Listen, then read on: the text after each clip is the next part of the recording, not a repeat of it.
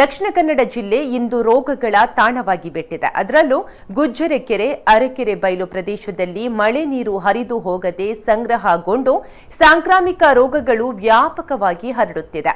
ಇನ್ನೊಂದೆಡೆ ಗುಜ್ಜರೆ ಕೆರೆಗೆ ಹೊಂದಿಕೊಂಡಂತಿರುವ ಜಪ್ಪಿನಮೊಗರು ಗ್ರಾಮದ ಶೆಟ್ಟಿಬೆಟ್ಟು ಕೆರೆಯಲ್ಲೂ ಕೊಳಚೆ ನೀರು ಸಂಗ್ರಹಗೊಂಡು ಸಾರ್ವಜನಿಕರಲ್ಲಿ ರೋಗ ಭೀತಿ ಕಾಡೋದರ ಜೊತೆಗೆ ಆತಂಕಗೊಂಡಿದ್ದಾರೆ. ಜಪ್ಪಿನಮೊಗರಿನ ಶೆಟ್ಟಿಬೆಟ್ಟು ಸರ್ಕಾರಿ ಜಾಗದಲ್ಲಿ ಶೆಟ್ಟಿಬೆಟ್ಟು ಕೆರೆ ಇದ್ದು ಕಳೆದ ಹಲವಾರು ವರ್ಷಗಳಿಂದ ಇದು ಕಡೆಗಣಿಸಲ್ಪಟ್ಟಿದೆ. ಪುರಾತನ ರಾಜಮನೆತನದವರು ಆರಾಧಿಸುತ್ತಿದ್ದ ಐತಿಹಾಸಿಕ ಕೆರೆಯಾಗಿದ್ದು ದಕ್ಷಿಣ ಭಾಗದಲ್ಲಿ ರಕ್ತೇಶ್ವರಿ ಕಟ್ಟೆ, ನಾಗನ ಕಟ್ಟೆ, ರಾಜಗುಳಿಗನ ಕಟ್ಟೆ ಇದೆ. ಇದಕ್ಕೆ ಇಂದಿಗೂ ಸ್ಥಳೀಯರು ಪೂಜೆ ಸಲ್ಲಿಸುತ್ತಿದ್ದಾರೆ. ಸ್ಥಳೀಯವಾಗಿ ಒಳಚರಂಡಿ ವ್ಯವಸ್ಥೆ ಸರಿ ಇಲ್ಲದಿರೋದ್ರಿಂದ ಐತಿಹಾಸಿಕ ಹಿನ್ನೆಲೆ ಇರುವ ಶೆಟ್ಟಿಬೆಟ್ಟು ಕೆರೆ ಇಂದು ತ್ಯಾಜ್ಯ ನೀರು ಸಂಗ್ರಹ ಕೇಂದ್ರವಾಗಿ ಮಾರ್ಪಟ್ಟಿದೆ. ಸುತ್ತಲಿನ 2 ಕಿಲೋಮೀಟರ್ ದೂರದಿಂದ ಅಂದ್ರೆ ಮಾರ್ಗನ್ಸ್ಗೇಟ್, ಮಹಾಕಾಳಿ ಪಟ್ಪುವಿನಿಂದಲೂ ಕೆರೆಗೆ ತ್ಯಾಜ್ಯ ನೀರು ಬಂದು ಸೇರುತ್ತೆ. ಪರಿಣಾಮ ಬೇಸಿಗೆಯಲ್ಲಿ ಸ್ಥಳೀಯವಾಗಿ ಅಸಹ್ಯ ವಾಸನೆಯಿಂದ ಕೂಡಿರುತ್ತೆ. ಮಳೆಗಾಲದಲ್ಲಿಯೂ ಎತ್ತರ ಪ್ರದೇಶಗಳಿಂದ ಹರಿದು ಬರುವ ಮಳೆ ನೀರು ಕೆರೆಗೆ ಸೇರುತ್ತಿದೆ.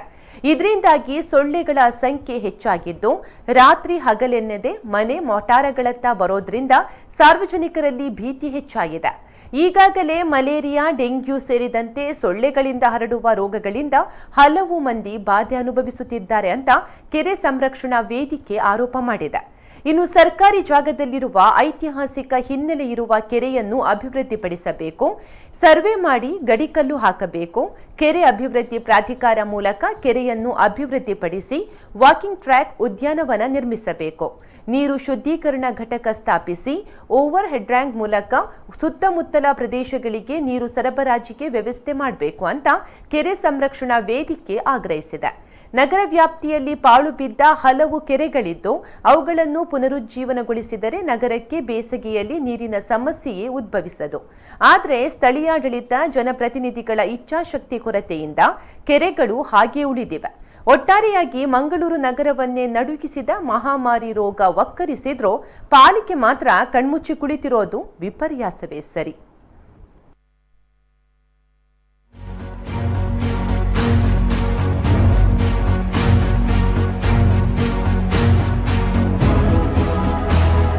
ಕೆರೆಯನ್ನು ಬಿಟ್ಟು ಅವರು ರಸ್ತೆಯನ್ನು ಮಾಡಬೇಕಂತ ಹೇಳುವಂಥದ್ದು ನನಗೆ. ಮತ್ತು ಕೆರೆಯನ್ನು ಇದನ್ನು ಪ್ರಾಧಿಕಾರದ ಮೂಲಕ, ಸರ್ಕಾರದ ಪ್ರಾಧಿಕಾರದ ಮೂಲಕ ಇದನ್ನು ಡೆವಲಪ್ ಮಾಡಿ ಇದಕ್ಕೆ ಸುತ್ತಮುತ್ತಲು ಗಿಡ ಮರಗಳನ್ನು ಬೆಳೆಸಿ ಹಾಗೆ ತ್ಯಾಜ್ಯ ನೀರನ್ನು ತೆಗೆದು ಫಸ್ಟಿಗೆ ಮೊದಲನೇದಾಗಿ ಈ ಕೆರೆಯ ಜಾಗೆ 67 ಸೆನ್ಸು ಸರ್ಕಾರಿ ಭೂಮಿಯಲ್ಲಿದೆ. ಆ ಸರ್ಕಾರಿ ಭೂಮಿಯ ಕೆರೆಯನ್ನು ಅಳಿಸಿ ಅದಕ್ಕೆ ಗಡಿಕಲ್ಲು ಹಾಕಿ ಆಮೇಲೆ ಮುಂದೆ ಈ ರೋಡನ್ನು ಮಾಡಬೇಕು. ಆ ರೋಡ್ ಮಾಡುವಾಗ ಗಮನದಲ್ಲಿ ಇಟ್ಕೊಳ್ಬೇಕಂದ್ರೆ ಇದೊಂದು ಐತಿಹಾಸಿಕ ಕೆರೆ ಅಂತ ಹೇಳುವಂಥದ್ದು.